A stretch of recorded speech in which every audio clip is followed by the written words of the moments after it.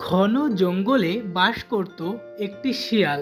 হাঁটতে হাঁটতে তার কানে এলো বনমোরগের ডাক।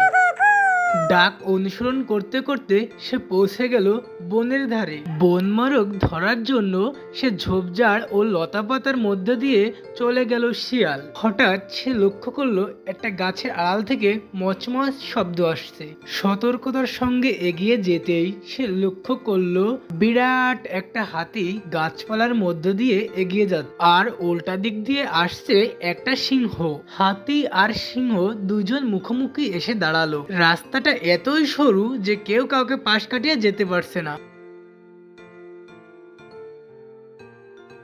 আমার সামনে থেকে সরে দাঁড়া, আমি ওদিকে যাব। তুই সরে দাঁড়া, আর তাতে রাজি না হলে আমার পায়ের নিচ দিয়ে পার হ। কি বললি তুই? আমি তোর পায়ের নিচ দিয়ে বার হব? তুই কি জানিস না আমি হলাম পশুদের রাজা? আরে তুই পশুরাজ হলি কিভাবে? আমি হচ্ছি হাতি, সবার বড়।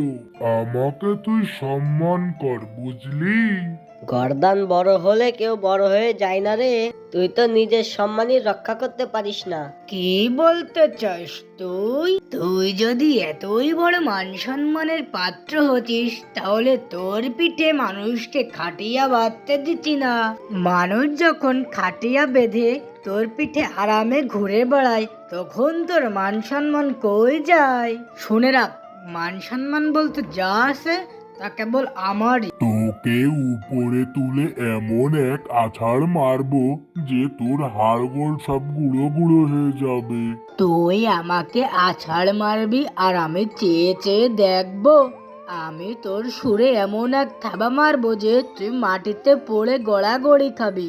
তবে রে বেটা, হাতি রেগে যে সিংহের পেটে তার সুর দিয়ে এমন একটা বাড়ি মারলো যে মোটা সোটা একটা গাছের নিচে গিয়ে পড়লো। আমাকে অপমান করে? কত বড় সাহস!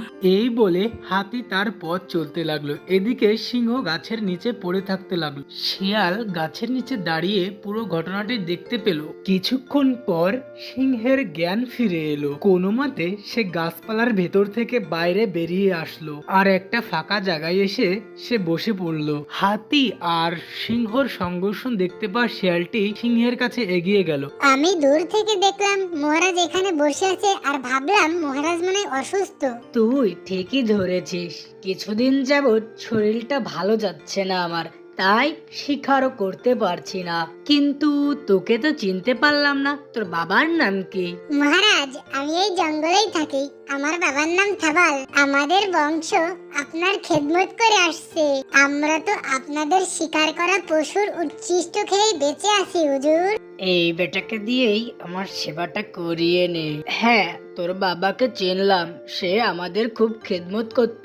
এই গোলাম আপনার খেদমত করতে পারলে নিজেকে ধন্য মনে করবে হুজুর। তুই তো দেখতে পাচ্ছিস আমার শরীরটা বেশি ভালো না।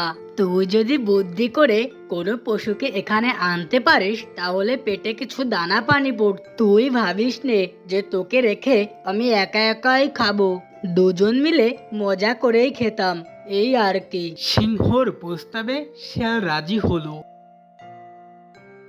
ঠিক আছে পশুরাজ, আমি তাহলে আপনার জন্য পশু খুঁজে নিয়ে আসছি।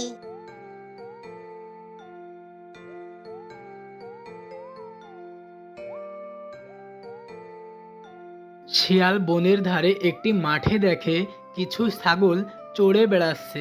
একটি ছাগল পাল থেকে একটু দূরে ঘাস খাচ্ছে। শিয়াল গাছের নিচে মুখে একটি ডাল নিয়ে তিড়িং বিড়িং করে লাফাতে লাগলো।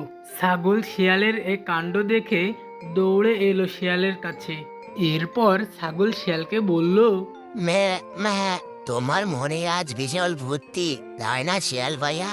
তোমার মনে এত ভর্তি কেলো কোথা থেকে শিয়াল ভাইয়া? ফুর্তি থাকবে না কেন? আমি তো তোর মতো আর মাঠে পড়ে থাকি না।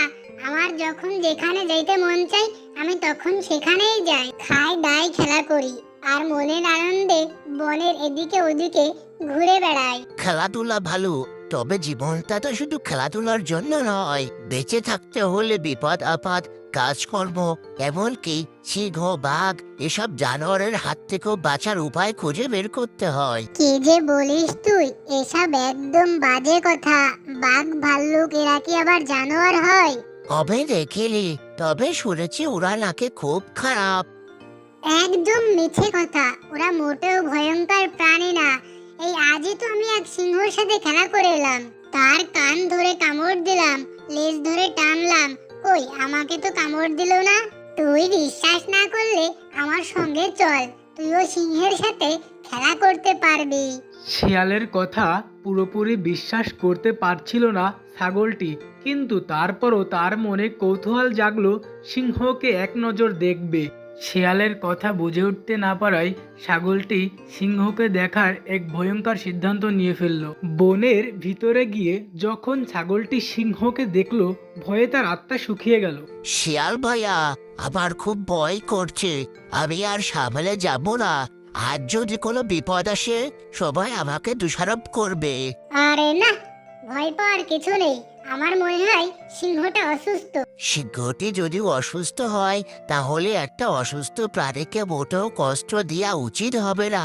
শেষ পর্যায়ে এসে ছাগলকে বাগে আনা যাচ্ছে না বলে শিয়াল খুবই চিন্তায় পড়ে গেল, কিন্তু হতাশ না হয়ে আবার সে ছাগলকে ধোঁকা দেওয়া শুরু করলো। তুই মিছিমিছি ভয় পাচ্ছিস, একটা অসুস্থ প্রাণী আমাদের কিছুই করতে পারবে না।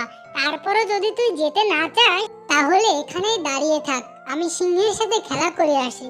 যদি দেখি সিংহ আমার সাথে ভালো ব্যবহার করছে তাহলে হুক্কা বলার সাথে সাথে তুই চলে আসিস। এ কথা বলে শিয়াল এগিয়ে গেল সিংহের কাছে। সিংহের কানে কানে গিয়ে বলল, মহারাজ খুব সাবধানে থাকবেন, আমি বহুত ছলচতুরি করে একটা ছাগলকে সাথে নিয়ে এসেছি, কিন্তু আপনার কাছে সে আসতে চাচ্ছে না। আমি এখন আপনার সাথে কিছু খেলতামাশা করব, আর আপনি ঘুমের ভান করে পড়ে থাকবেন, তাহলে দেখবেন ছাগলটি এখানে চলে এসেছে। ছাগলের গোস্ত খাওয়ার লোভে বনের রাজা সিংহ শিয়ালের এ অন্যায় অত্যাচারও হাসি মুখে মেনে নিল। শিয়াল সিংহের কান ও লেজ ধরে টানাটানি করতে লাগলো। তারপর শিয়াল সিংহের গাড় পরে উঠে লাফালাফি করতে লাগলো। ছাগল দূর থেকে এসব দেখে খুবই মজা পেল। এ সময় শিয়াল হুক্কা হুয়া ডাক দিতেই ছাগলটি ছুটে গেল সিংহের কাছে। আমিও সিংহের কালের কাছে ভ্যা ভ্যা করবো, লেজে কামড় দিব। তোর যা মন চাই তুই তাই কর, এমন সুযোগ তো আর পাবি নে, তোর যা ইচ্ছা তাই কর। ছাগল তখন আরো এগিয়ে গেল সিংহের কাছে। সিংহের কানের কাছে ভেয়া করতেই সিংহ এক ঝটকায় ছাগলকে ধরে ফেললো।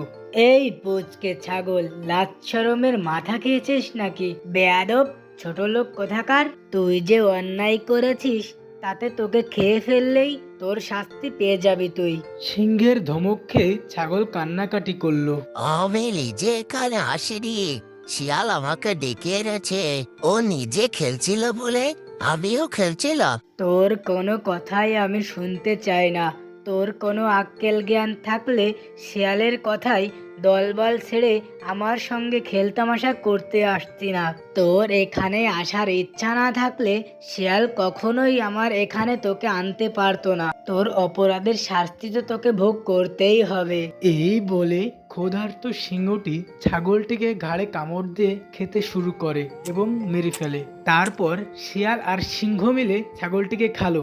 কারোর দুর্বলতার সুযোগ নিয়ে কাউকে ধোঁকা দেওয়া উচিত নয়। বন্ধুরা, আপনারা এত সময় দেখছেন আমাদের একটি বাংলা জনপ্রিয় কার্টুন। নেক্সট পার্ট এইভাবে দেখার জন্য অবশ্যই আমাদের চ্যানেলটি সাবস্ক্রাইব এবং লাইক কমেন্ট শেয়ার করতে ভুলবেন না। আপনাদের ভালোবাসায় আমাদের নতুন নতুন ভিডিও বানাইতে অনেক অনুপ্রেরণা এবং সাহস যোগায়। তাই আপনারা সবাই লাইক কমেন্ট শেয়ার করুন। বন্ধুরা, আমাদের মূল টার্গেট হলো বন্ধুরা আপনাদের আনন্দ দেয়া। ডুডি ডুডি ড্যাম ড্যাম ডুডি ডুডি ড্যাম। অবশ্যই বন্ধুরা লাইক কমেন্ট এবং শেয়ার করুন এবং সাবস্ক্রাইব করতে ভুলবেন না। বেল আইকনটি অন করে রাখুন আমাদের নতুন নতুন ভিডিও পাওয়ার জন্য।